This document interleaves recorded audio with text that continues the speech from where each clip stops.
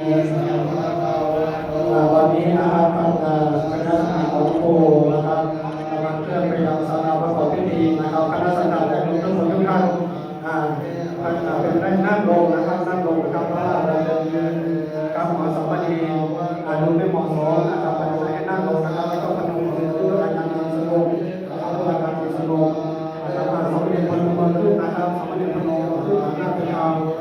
หลวงปู่แล้วก็พนมมือขึ้นนะครับโอสาวนาสาโก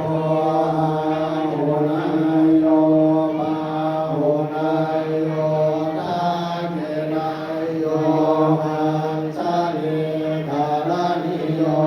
อาโลนานาปุญญาเทลังโลตัสสะลินาตะกัมนะนะ